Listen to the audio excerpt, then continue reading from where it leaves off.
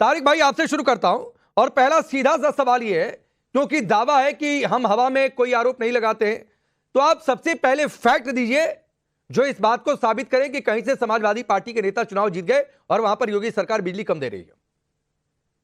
देखिए, सिर्फ बिजली की ही बात नहीं है, तमाम चीजों में योगी सरकार ने बदले की भावना से काम किया है।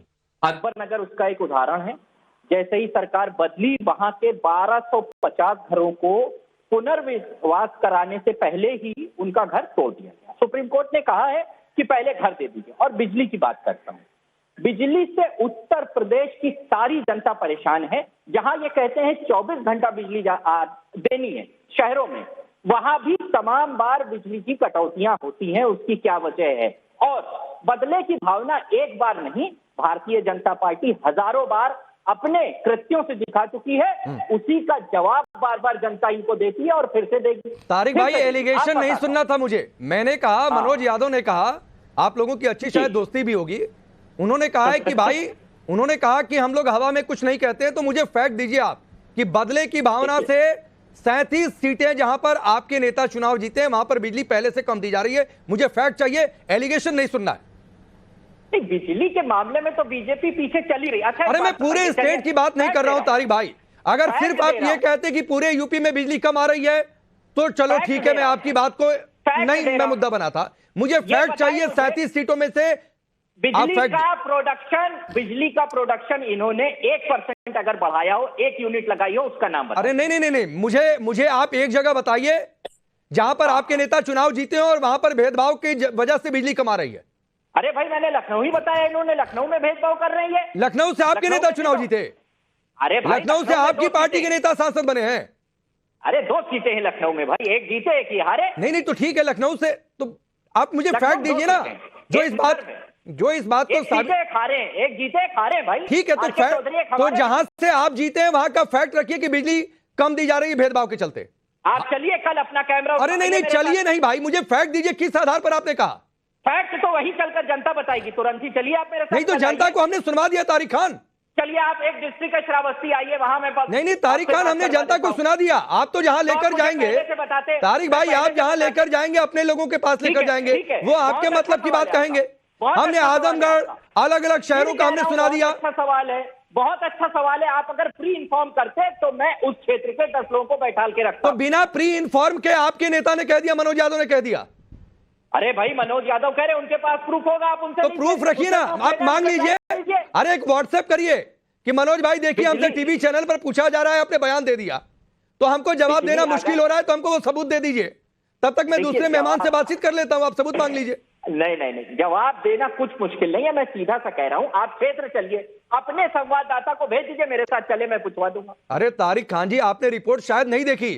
बदायूं से लेकर आजमगढ़ अलग अलग जगहों पर जहां से आपके नेता जीते हैं, कम से कम 5-6 जगहों से लोगों की बाइट हमने सुनवा दी। लोग कह रहे हैं ऐसी कोई बात नहीं है, कहीं ट्रांसफार्मर खराब हो गया, वो एक अलग बात है कि बिजली कम हो गई। बाइट पे यकीन करने के लिए मैं बाध्य हूं। तो आपकी कहीं बात पर यकीन करने के लिए लोग बाध्य हैं क्या तारिक खान जी? फिर क्यों ना माना जाए कि आप फेक नैरेटिव सेट कर रहे हैं? यही बात मैं कर रहा हूं, क्यों ना माना जाए कि आप फेक नैरेटिव सेट कर रहे हैं? आपको लग रहा है कि एक माइलेज यहां से ली जाए, चूंकि 37 सीटें मिली, चूंकि अब तक की सबसे बड़ी सफलता मिली, इसलिए यहां से आप एक नैरेटिव सेट कर रहे हैं। ये पॉलिटिकल लड़ाई है, ये लोगों के लिए बिजली की लड़ाई नहीं है। हम आप थोड़ी ना करेंगे बड़े भाई, इसका निर्णय जनता करेगी। अब मैं आपको एक कोट करता हूं तारिक भाई, मैं धनंजय जी के पास जाऊं, एक चीज कोट कर रहा हूं। सरकारें वादा क्या करती हैं कि 24 घंटे बिजली देंगे। कोई भी सरकार वादा करती है। अखिलेश यादव ने 2017 में एक डायरेक्शन दिया था कंपनीज को कि भाई सुबह 6 बजे से रात 10 बजे तक बिजली नहीं कटनी चाहिए, इसके बाद भले काट लीजिए। माने डायरेक्शन भी 24 घंटे का नहीं दे रहे हैं। देखिए, ऐसा है कि हमने अपने टाइम पे 3 जगह यूनिट लगाकर 33,000 मेगावाट की बिजली प्रोडक्शन बढ़ाने की कोशिश की और बढ़ाया भी। 56,000 करोड़ रुपए आवंटित किए। अब मैं कह रहा हूं कि बिजली है, उत्तर प्रदेश खरीदता है। 3 रुपए की बिजली अब 6-7 रुपए की आप बेच रहे हैं। उत्तर प्रदेश जब बिजली खरीदता है और अपना प्रोडक्शन कम है यूपीपीसीएल तारिक भाई, तो बढ़ाना पड़ेगा ना। आपकी सब बात ठीक हो सकती है, आप रेट पर सवाल उठा दीजिए, बिजली को मैनेज नहीं कर पा रही है सरकार, उस पर सवाल उठा दीजिए, मैं मान लेता आपके सवाल को, मैं टॉस कर देता उधर। लेकिन आप ये कहें कि जिन 37 जगहों पर हमारे नेता चुनाव जीते वहां पर योगी सरकार बिजली कम दे रही, तो फैक्ट रखिए ना भाई इसका। मैं इस बात को मैं जरूर कहूंगा कि इनकी सरकार भेदभाव के हिसाब से काम करती है। तो भेदभाव का सबूत दीजिए ना। चलिए धनंजय गिरी, आप लोग बदला निकाल रहे हैं खास तौर पर मुस्लिम मोहल्लों में, उन जगहों पर जहां से समाजवादी पार्टी के नेता चुनाव जीते, ये तारिक भाई कह रहे हैं।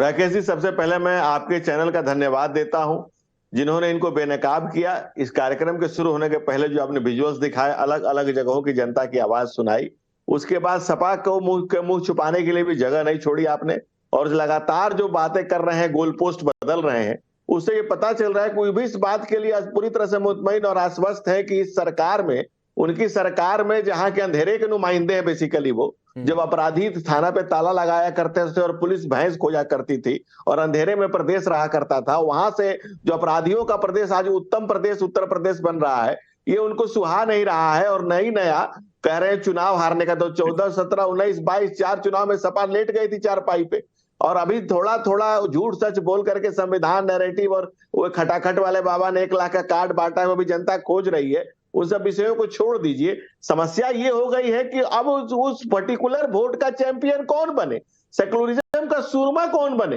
कांग्रेस क्या कहेगी कि वो वोट मेरा है जो तुमको मिला है, सपा कह रही है कि नहीं वोट तो मेरा है जो तुमको मिला है। अब ये आपस के खींचातान में उस सेकुलर वोट का चैंपियन बनने के चक्कर में ये सारी ड्रामे हो रहे हैं, और प्रदेश की जनता अच्छे से जान रही है कि जब यहाँ पर कोई भेदभाव अगर नहीं होता है तो भारतीय जनता पार्टी, यहाँ भारत की जनता और भारतीय जनता पार्टी का अलायंस है, और लगातार हम लोग 19 से बड़ा मैंडेट 23 में लेकर के आए। तो लगातार जो हमें जनता आशीर्वाद दे रही है, 17 और 23 में जिस तरह से जनता ने हमें आशीर्वाद दिया, उससे इनकी चूल्हे हिली हुई है, और इन्हें पता है कि इनके अगले चुनाव में क्या स्थिति होने जा रही है, इसलिए इनके नेता ने प्रदेश छोड़ दिया। यहाँ केंद्र की राजनीति में कम से कम 5 साल तो सुरक्षित रहे।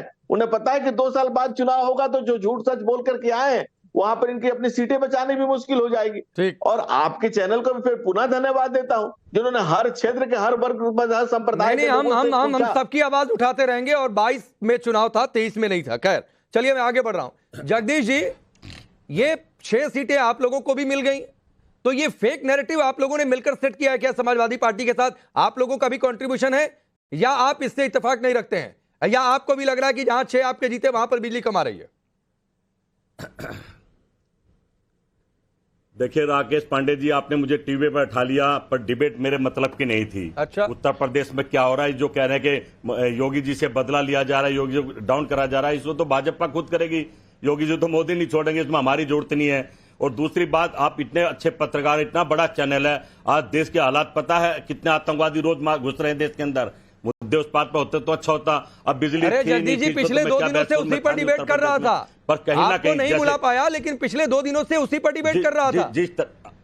ठीक है, और क्यों नहीं मतलब है भाई, यूपी से कोई मतलब नहीं है क्या? 6-7 आपके सांसद बन गए, उन जगहों से कोई मतलब नहीं है, या फिर बोल दीजिए भेदभाव नहीं हो रहा है? बीजेपी के